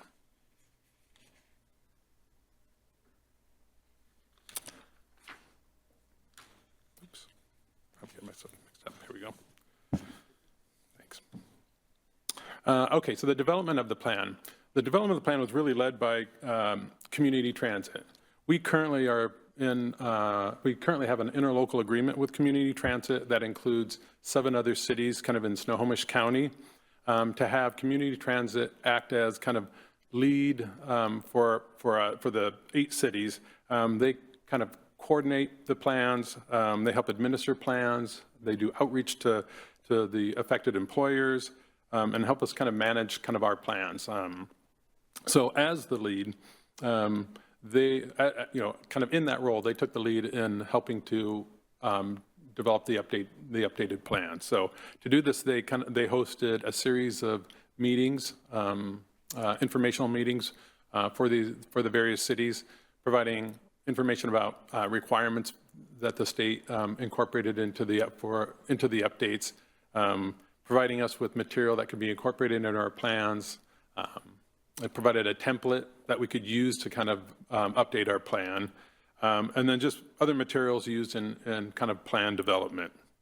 And what this did, this helped really to ensure kind of consistency of the various plans with the other cities, and this includes City of Linwood, Edmonds, Arlington, Marysville. I'm trying to remember the others, but so the plans were fairly consistent. So if you look at those plans, they're going to look a lot like the plan we've developed for Mountlake Terrace. And like I said, it helps us really ensure that we meet state requirements because the state has to approve of these plans. So as the lead, community transit also took the lead in outreach. So they hosted 2 online open houses and then conducted some workshops with affected employers that really did some outreach, kind of trying to get additional information about how our current plans were working for those affected employers, what were some of the challenges that those employers faced with their commute trip reduction plan, and how we might kind of make some changes. I know in the affected employer workshops, Primera attended those workshops, and so definitely got some input from them. In addition to community transit's efforts, we currently have our draft plan on the city website, so residents can go in and kind of review that, as well as employers, go in and review that plan, and then there's a short survey that they can take where we gather some information about whether they're an employer, an employee, or a resident of the city, how they commute to work, whether their employer has a commute trip reduction plan, whether they support the plan, and then an opportunity to provide just general input about the plan. On top of that, we also did some targeted outreach to Premera as well. So the workshop was early on in the plan development phase. As we kind of completed our draft plan, I reached out to Premera, gave them an opportunity to review the plan to see if they had any concerns or if they had provided any challenges or they were supportive of the plan. They have a pretty robust plan, so they, like I say, they were pretty supportive of the update. So the plan incorporates kind of the state's commute trip reduction plan goals, and this includes increasing the use of high-efficiency transportation options for commutes, basically reducing drive-alone trips. And then also to respond to legislative direction to advance environmental justice or reducing carbon emissions is a better way to think of it. The state's target is a 60% drive-alone rate by 2029, and that's averaged over all the cities in the state that are affected, that are required to have a plan, and it really pertains to the affected employers in those cities. So on average, a 60% drive-alone rate. Yeah. I'm just curious, what is it at right now, the 60%? Oh, I Sorry, you don't have to no, tell no, me. I was just curious, that's all. You don't have well, I can say, we don't have the current results, and I'll get in that actually on this slide. This may help. So kind of our target that the state has set for Mountlake Terrace is a 63% drive-alone rate, and that was based off of our baseline that was recorded in the 2017-2019 survey. So right before kind of COVID, the results of that survey, and the plan, our target is based on a 15% reduction from that plan. So I believe our rate at that point was closer to 70, a little higher than 70%. That being said, the results of the 23-25 commute trip reduction survey haven't fully been completed and collected. Once that happens, they'll establish a new baseline. That'll be kind of our new baseline. Our target value, our target rate won't change. So then I can change the target rate on it, but they do want to establish a new baseline. So once we have those results, that'll be our baseline. And then what we'll do is we'll measure our progress through the 25-27 survey. So when employers kind of report what their commute rates are. Does that answer your question a little better? Sorry. I wish I had a more specific number. Okay, so the meat of the plan really is just, what do we require affected employers to do? So affected employers have to have a formal commute trip reduction program. This includes designating someone in the organization to be the employee transportation coordinator. As an employee transportation coordinator, you're required to take certain training opportunities that are offered throughout the year, and that just helps you kind of understand how to reach out to employees, how to distribute information, maybe some of the programs, other programs that are coming online that employers can offer, so how to disseminate that information to employees. So employers are required to distribute information to employees about various commute options, and then review, they have to collect and review data on how their employees get to work, how they commute to work. And then they report on this, on those numbers biannually. So, and then as part of that, we have our goal of 63% is what we're shooting for. So affected employers have to implement certain measures to try and reach those goals. And that's kind of I would say is kind of the meat of the program. So those measures can be divided into 3 different categories. The first category is commuting support and incentives. This includes providing subsidies for free transit passes for their employees, providing options for pre-tax payroll deductions that they can use for transit or van pool expenses, offering subsidies for carpooling or van pooling, allowing employees to do telework schedules or flexible compressed work schedules. Those are some of the types of measures in that category. The next category is information and education. Some of the measures in that category include providing commute information about various commute alternatives to new hires. So as employees are coming onto online in their organization, providing information about the various commute options. It also includes posting information about alternative commute options in their worksite, in a kind of a common area in their worksite, or making it available like through a mobile app or online. It also includes outreach campaigns, so hosting at least once per year, promoting like walking and biking alternatives. This might be something like heavily promoting the Bike to Work month. So those are kind of informational and educational measures. The last category are amenities and infrastructure, and these are things like providing amenities for bike commuting, so secure bike lockers, showers, bike repair stations, things that might help encourage or support those employees that want to commute by biking to work. Providing preferential parking for carpoolers or van poolers. Another measure would be providing and maintaining electric vehicle charging stations. So those are kind of the three categories.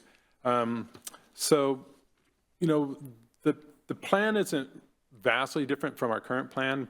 The major change is that our current plan just requires the employers to implement some of these. There's no specific number that they have to reach. So the new plan, first and foremost, it increases the number of measures that you can choose from. It goes from 15 measures to 24 measures that are stated. But it also requires them to select at least 5. They have to implement at least 5 of those measures. And they have to pick at least one measure from each of those categories. So that's probably the main change in the program. One additional change that we had considered or we're looking at is the addition of what's called a commuter benefit ordinance. And this would require employees with 20 or more employees that arrive between 6 and 9 a.m. To allow employees to make pre-tax deductions for transit passes, or they could partially or wholly subsidize a transit pass for their employees. We thought about this, but I felt like we didn't have an opportunity really to do much in the way of targeted outreach to those employees. You know, a lot of the early workshops were for employees that currently affected employees, so those are 100 or more. But this would have an impact on kind of smaller sized employers. So we really want to do more targeted impact or outreach to those employers and other potential stakeholders. So we're not including that in this update. Our plan is to continue to do that outreach, and we've identified about 35 potential employers that reach that 20 plus max. Now, whether their employees kind of reach that, come between that 6 to 9 hour, we don't know. But we want to give them an opportunity to look at the proposal and give us some feedback. So we'll be doing that outreach kind of moving forward, and then looking to potentially add that to the next update, which would be the 2930 kind of update time. So there's the actual plan, which will be adopted by ordinance, but there's also the interlocal agreement. As I mentioned, we have an interlocal agreement with Community Transit, and we're one of 8 other cities, or 8 cities that are entered into this agreement. And Community Transit kind of provides that oversight for those plans. So they help us coordinate, administer, and manage our CTR plans. As part of as the lead, Community Transit provides a lot of information. So if we want to post information, they've got some great graphics about commute options. They can help us provide information about providing transit passes or carpooling or van pool opportunities, how to link employees with other employees for those types of rideshare efforts. So they can provide a lot of programs and materials for that. As part of the agreement, City of Mountlake Terrace receives about $15,000 a year, is targeted to receive about $15,000 a year from the state to help us with our commute trip reduction plan. What we do is we pass that funding on to community transit to provide that oversight, as do the other jurisdictions. So because of that, there's not really an additional financial obligation for renewing this plan. We're currently doing that, and this would just extend that agreement. So we're hoping that you would support kind of updating or renewing that agreement. So for the plan, did someone have a? Sorry, can I Go just, ahead. I'm sorry. Can you use any of that money to provide city employees with passes? We could, but if we did that, then we would have to look at how we're paying that interlocal agreement. So as part of that service that community transit provides, there's a cost to that. And so that's how we fund that cost. If we wanted to do, on top of that, kind of provide transit passes, we would be looking for additional resources in our budget to do that. Okay, so the next steps really are kind of finalizing the plan. As I mentioned, we currently have the plan on our website. We're continuing to get input from residents. Right now, I think we have about 5-6 residents have completed the survey afterwards. So we're kind of putting that into the final version of the plan. But we'll bring the plan back to the council for the June 26th meeting and have for our public meeting. Our public hearing, and then hopefully the council will pass the updated ordinance to adopt the plan. Once we do that, we'll sign the agreement to renew the interlocal agreement with community transit. And then once both those things are done, we'll have to work to update our municipal code. So that'll happen in July. And then kind of for a longer range, continue that outreach to those potential affected employers that have 20 or more employees. So those are the next steps for updating the plan. Our recommendation to council would be to kind of review the plan. You have the updated plan in your packet, and then vote to adopt the updated plan by ordinance at the June 26th meeting, and support the renewal of the interlocal agreement. So with that, I'll stop and I'll open it for discussions or questions. Are there any, go ahead. You have a few questions for understanding. Throughout your presentation, you used the word we and they, and throughout the presentation. And does the ordinance expect compliance for us as a city as well as employers? So what the ordinance does is it requires affected employees, and that would include us, to make a good faith effort to implement those measures. So Primera has a commute trip reduction plan. The city would have a commute trip reduction plan that as an employer, not just as a city ordinance, but as an employer. Okay. So I'm the ETC for the city program. So I'll be working closely with community transit and looking at where we might be meeting, where we're meeting that kind of those requirements, where we might need some additional work, and working to make sure we're in compliance. Okay.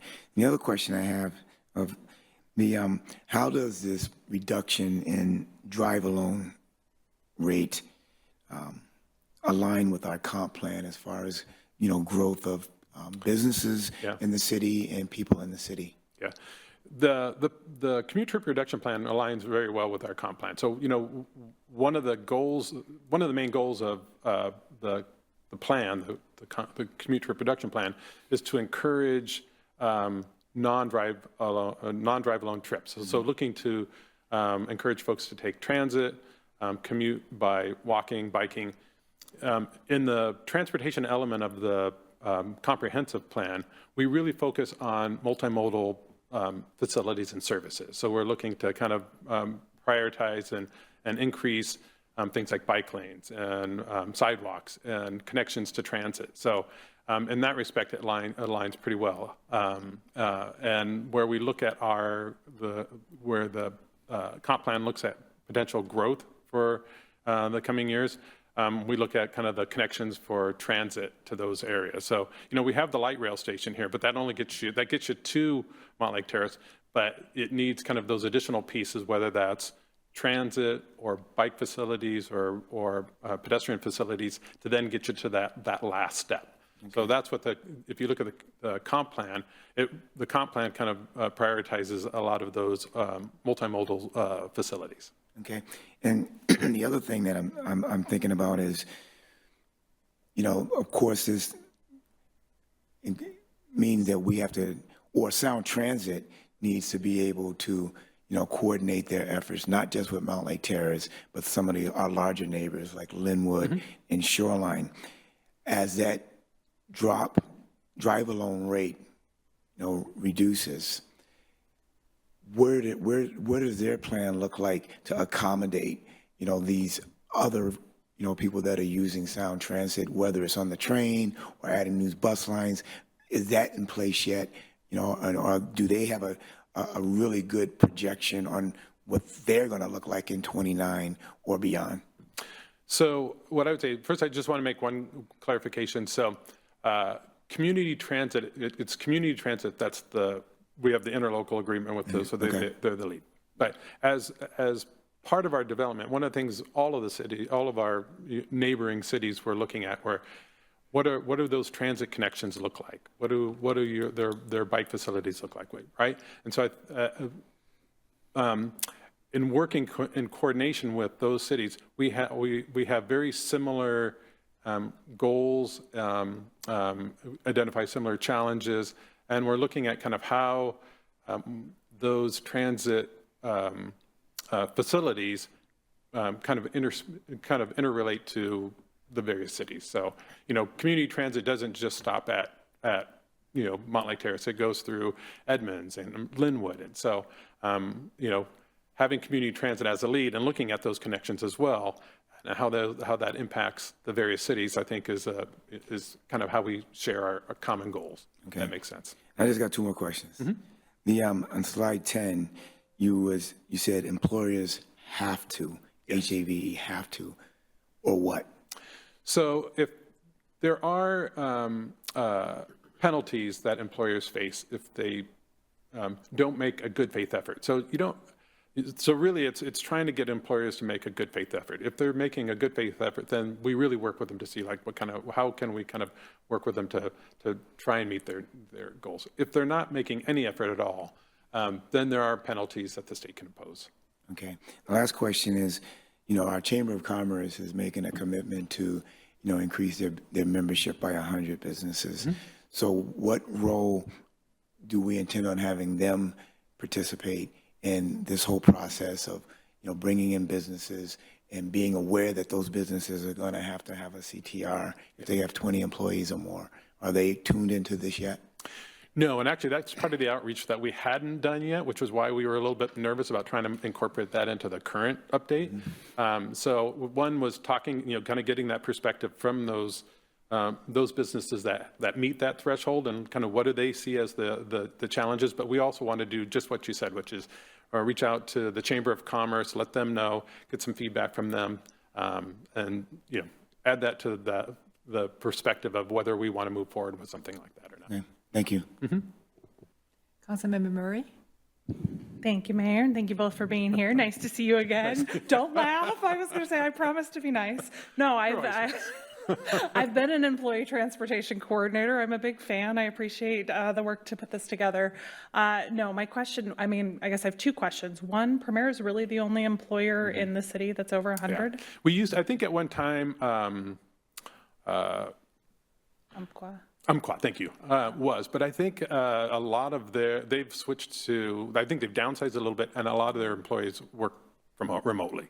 So because they don't commute during that time, they don't meet that threshold. Does Edmond School District not meet that threshold? So. Or is that's it a good different for a question. No, government so the Edmond agency? School District, because it's related to a site, so it's an employer at one site. So if all their schools were around one campus, right, then they would. But because they're separated, that's not one site, so they would have to have 100 employees coming at that time. And students don't count, that doesn't count. But they could potentially be impacted if we went to the 20 plus. Interesting. So that's one of the things I want to do is reach out to the school district, reach out to the city of Edmond to see exactly what they're doing. Are they considering something similar, and how are they dealing with the Edmond School District just in among Edmond? So. Yeah, no, I think that's fascinating. Yeah, because I was going to say we have 4 locations, so I have to imagine between the 4, there's 100 folks here. But interesting that it's location specific. The only thing I appreciate kind of the pause on, moving forward with recommending businesses of 20 or more, be required to participate in the program.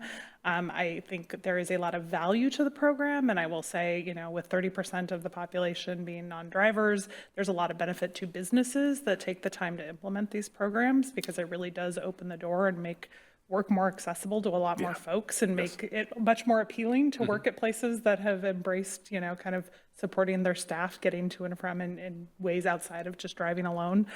So I think there's a lot of business benefit, and I think we should be talking. I appreciate that Council Member Page was mentioned our Chamber of Commerce, because I think that is a great place to start those conversations. I definitely am more of a fan of carrots versus sticks when possible, and I think particularly for small businesses, just because it is so hard to navigate all of the things that they have to do, particularly when you have a really limited number of employees. So I think that's important to keep in mind, that I think encouraging them to participate and giving them resources to help them be able to implement those policies. I would be a strong advocate for that. I definitely would be interested in feedback around kind of requirements to do so, and particularly the 20 number. I think a lot of government requirements kick in at 50 plus employees, and so that might be kind of a different level to think about in terms of organizations of that size are typically a little bit better equipped to handle some of those additional benefit requirements, because they exist in other places. Yeah, as well. I know I'm fairly certain City of Seattle has kind of that same type of ordinance. I'm not sure if they're at a 20 plus or at a 50 plus, but that's one of the benefits of, I'm going to do a plug for the interlocal agreement here, of having community transit as kind of as to help us with this, is they have a lot of information. They know what a lot of their cities. So as we do that outreach, if we want to do some one-on-one or workshops with some of those employers, community transit would help us with that. They could come in and help us facilitate some of that discussion. So so just my plug for the ILA. Good plug. I like the interlocal agreement. I appreciate, the partnership with community transit, and I love the idea of bringing folks in for, a conversation for our local businesses. But thank you for all the work. I appreciate it. You bet. Anyone else? So the city used to have over 100 employees, and we were part of that. It was Primera and our city.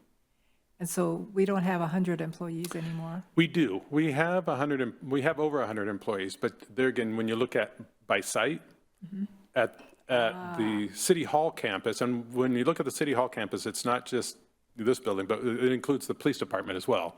It doesn't include the library or the fire department, because those are county agencies. So it's just, and I'm trying to recall the number. I want to say we're less than 100. I want to say it's like 60 or so at this campus. And then we have our community center, right? And that we have a lot of employees, but it's full-time employees. And a lot of our employees that work there don't necessarily commute at that 6 to 9 hours. So, like I say, so with that respect, we don't quite hit that level. And so my first thought was, so we should just volunteer. And then when I reached out, it's like, no, as the governing agency, you're required to also do it. So it's just the two of us. Okay, because I knew that the city was always one of the two. Yeah.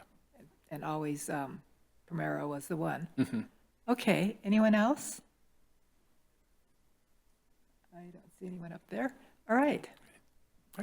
I'll be back on the 26th. Okay. Thanks. Thank you. All right, next is the review for the Alliance for Housing Affordability, AHA, work plans and deliverables with our city manager. Thank you, Mayor, Mayor Pro Tem, members of council. This is a change, a restructure that HASCO, Housing Alliance for Snohomish County, and the Affordable Housing Alliance, they work together to provide affordable housing in our community. It's a change in the structure of where the deliverables come from, not what the actual deliverables are. And as you can see from the attached memo, there is a change that the data reporting and consultation will be provided by HASCO instead of AHA by the program manager. It doesn't affect the budget allocation or the bills, but the staff of HASCO and AHA feel like this change will more efficiently produce affordable housing outcomes for the county.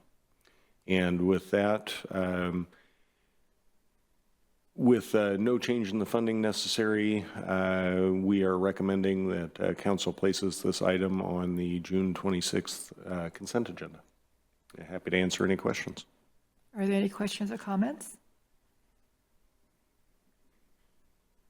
So one thing that I wanted to add was it actually broadens the city's ability to get more information, because we don't just go to the one person, but anyone at HASCO that is somebody who knows, expert on a certain, we have access to them now. So this is a win-win for everybody.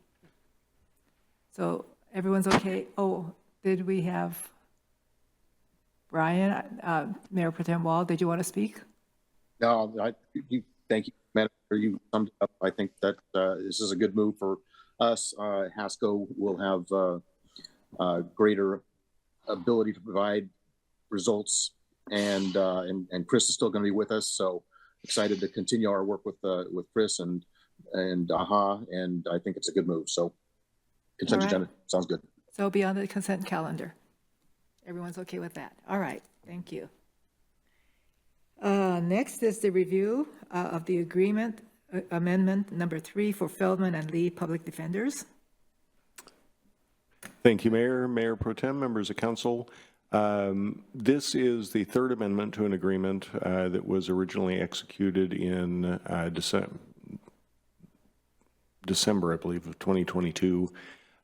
We had extended this agreement this February, actually, to run through the end of June, end of this month, because of the uncertainty around the public defense caseload standards and the bidding environment for people that were interested in providing public defense services. So this staff report was actually written last week, and earlier this week, the state Supreme Court issued guidance, and it's still a little bit nebulous, but a provisional order that will require us to lower our public defense caseload standards from the current number of 400, which is the maximum. That's not our contract number, but that's the maximum under the current rules, to 120. The good news is, find a piece of good news, is that the Supreme Court order allows us to reduce the total number of cases, basically the delta between the 120 and whatever our current number is of weighted cases, by 10% a year, each year over the next 10 years to get down to that 120 number. It's also proposed to be implemented, the new standards are also proposed to be implemented as of January 1, 2026. So this extension matches up perfectly with that timeline, with the January 1, 2026 timeline. What we would do, I reached out to our current public defender and a couple of other cities that are also going to be grappling with this new Supreme Court order, and everybody's trying to digest exactly what it means and the most efficient way to implement it. So what we would do is go out for a request for proposal from public defense firms probably in the early fall, maybe late fall, but before that 2026 deadline, to find a public defense firm that operates under the current standards at the most efficient level possible. So what's before you tonight is just to extend our current agreement as it stands through the end of this year, and then we will negotiate a new agreement with a contract firm that goes into effect January 1 of next year. And with that, I would be happy to answer any questions. Are there any questions or comments? Councilmember Page. So,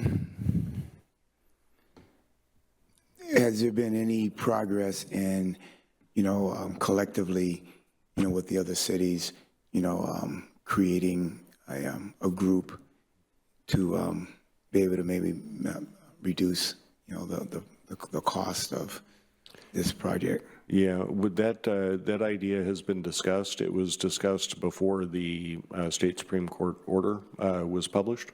I don't think at this point that the state Supreme Court order would alter that arrangement in any way. I do think that just economies of scale that we would be able to get make more efficient use of our resources for public defense if we were to partner with other cities. But I also think that other cities, the only other cities that would be appropriate and realize cost savings for us are the ones that use the same court we do, because then the attorneys are all at the same place. So we're working on that. I've identified a couple of other cities that use the same court we do, and I'll be talking with them about that as we move forward, and hopefully we can come to an agreement. It may not provide a huge reduction because this expense is going to be really significant over time, but every little bit of efficiency we can gain, I think, is important to pursue. Okay. And then the financial budget impact, just for understanding. So the public defense line item is $432,000. The $159,000 for expenditures, what is that? That's for the rest of this year. Okay. Yeah. Okay. We originally budgeted for, when this first came out, the idea that the state Supreme Court was going to lower the standards, or lower, not the standards, lower the total caseload amount for each attorney. We planned for that to happen immediately because we didn't want to be caught short if it did happen immediately. Now that gives us a little bit of room on that line item, but the 159 is just for the rest of this year. Okay. Mayor Pro Tem Wall, did you have, well, your camera's Thank you, Madam on. Mayor. Yeah, I was going to raise that same issue that Councilmember Page did, and we have discussed that at our regional collaboration meetings briefly, as Jeff has pointed out. I think there is definitely interest in teaming up on any number of different issues, and this being one of them. Whether how much of a savings we may or may not realize, but it is absolutely worth pursuing. And so I'm also, it'll be interesting to see as we go out for RFPs or queues, how that whole thing will play out, and if there are any other others that are even interested in serving, and what kind of cost is going to how this is. Anyway, it's just it's concerning. The costs are concerning. We're going to need to find a lot of other solutions. I guess it does also get back to, I guess I'd like to reiterate my call for really having a summit, if you will, on public safety and law enforcement and criminal justice and the courts and how we're going to go about addressing this. I mean, a lot of this is going to mean we aren't going to be able to prosecute as many crimes potentially as we have. And so how are we going to prioritize that? I think we need to have a holistic conversation about that. And I'd like to do that before we go start looking at issuing RFPs or queues or whichever one it is. So anyway, this is a challenge, and mounting costs as well as so many other areas of mounting costs on us that we're going to need to be concerned about. And we're going to need to really figure out how we're going to move forward with law enforcement, criminal justice, public safety in general. So look forward to having that conversation. Yeah, and council has been asking for a work session or a discussion on public safety costs overall, not just public defense. We do have that on kind of the looking ahead calendar, but hadn't scheduled it because we didn't have what public defense was going to cost. So we got that information, at least better information, on Monday, and we'll be scheduling that for council consideration or council discussion in the near future. Councilmember Woodard, did you have your hand up earlier? I did. Thank you, Mayor. I'll keep mine short. First, I just want to make sure, I'm sure I'm speaking on behalf of the council. Thank you to our current public defender for their willingness to continue to extend the contract and, of course, providing the great service. I also want to recognize we're talking about disenfranchised folks who, for various reasons, have made choices or choices have been made on their behalf and put them in this system. So we're trying to make sure that they get the best care as guaranteed through our Constitution, if you will, as possible. And so that makes this a hard conversation, especially when we start talking about, well, how do we pay for this and what this looks like moving forward. Again, I recognize I'm speaking for all of us, whether we said that out loud or not. So I'm just saying that out loud, so that's on the record. That said, this is yet another bill that we have no control over, that we have no ability to avoid, that's coming down the lane. And so I'm wondering if these are, as much as I appreciate having the study sessions and all 7 of us together and brain trust together, if this isn't an opportunity, at least for the Finance Committee, to have, take each one of these problems at a time and start to kind of break them down and at least hear what the thinking is. I don't think I need to name too many of them in terms of giant bills coming our way at astronomical percentage hikes. And absolutely essential needs. So none of these being superfluous or fringe benefits, if you will. So just suggesting that, I don't know if that's something that the whole council would have to decide, but just kind of putting that as a opportunity. I'm a new Finance Committee member and just recognizing, we're coming together, maybe we restructure how we're doing that. And we, again, take on these types of problems, and then we can at least be a little bit further down the street than waiting to get it scheduled on what are already packed agendas. So. Okay, anyone else? All right. So. This will be on your consent agenda on the 26th. All right, thank you. Now we can review the June 26th agenda.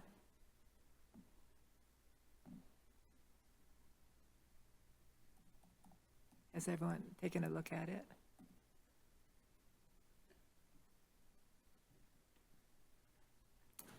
And that looks fine. I think it's going to be a long one.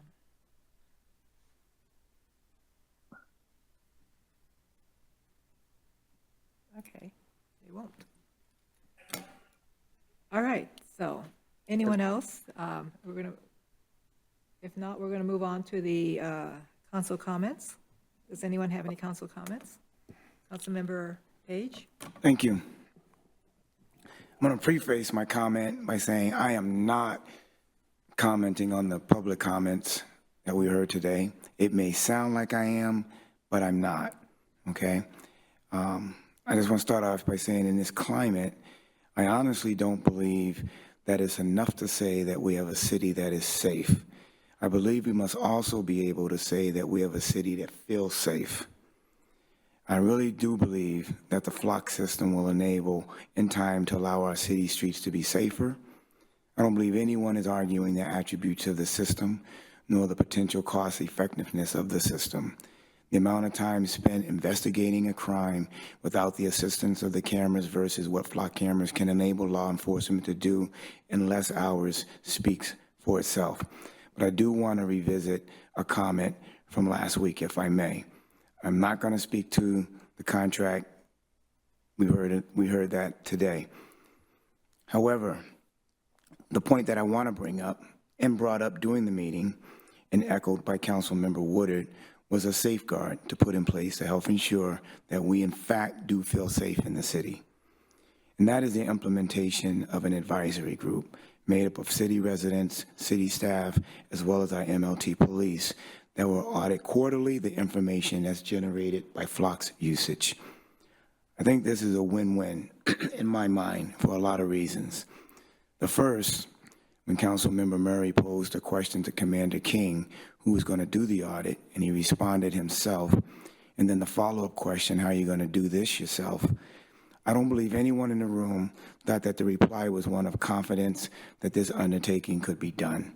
I believe this group will provide much needed help. Second reason that I think this should be done is because of the transparency that it will provide for the community by generating a report that will be readily understood, available to the public, and will be presented quarterly in a manner in which the community will understand what's in front of them.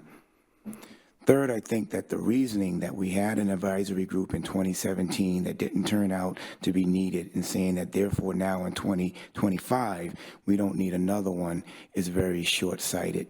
2017 and 2025 are two totally different time periods. This is a different city, and to some degree the police force has changed. I really do urge my fellow council members to seriously think about the benefits of having an advisory group as part of this journey that we're going on with Flock. I would hope that all of you recognize the benefits of having an advisory group attached to this project. It's a win-win. There's no way that I can see this as being a wasted effort. I strongly believe that having Flock cameras will improve safety in our streets. That's why I voted yes. However, if we don't address the contract, which we have already talked about, and we don't implement the advisory board, then what we're really saying is that we hope that by having Flock cameras, we can have our streets safer and our community feel safer. We as a group have the authority to make this happen, so let's just do it. Thank you. Anyone else? Well, the Police Advisory Committee was for everything. And so if we decide to put a Police Advisory Committee back together, then all of the concerns can be put into that and just not one small concern. And the Police Advisory Committee didn't continue because no one showed up. And if we can get another board, because that was a board and commission, if we can get one put together again where people are going to be a part of it and it will be a success. I don't know what the city thinks of that, but we did have one and it was successful at one time. So we can talk about it some more. Okay? Anyone else? Oh, Mayor Pro Tem Wall. Thank you, Madam Mayor. Yeah, thank you, Councilmember Page, for bringing that back up. I'd be very interested in working together with you, the city manager, Councilmember Murray. I want you to know and the citizens to know, our residents to know that your concerns have been heard, and we'd like to, I'd be very interested in working together to try and address some of the concerns and trying to find some solutions, and maybe bringing back Community Advisory Commission Board is a solution. Another thing, getting back to our boards and commissions and the interviews, and Councilmember Murray did a great job of addressing the incredible talent that we have in our community and the great interest that we have and needing to find more positions. And I did want to mention that the interview, those of us that did the interviewing, the team are recommending all of the people be provided opportunities. We'll be talking further with City Manager, with Jeff, about the community ambassador programs and some vacancies in the neighborhood parks improvement program, and just finding more opportunities to get our citizens, our residents involved.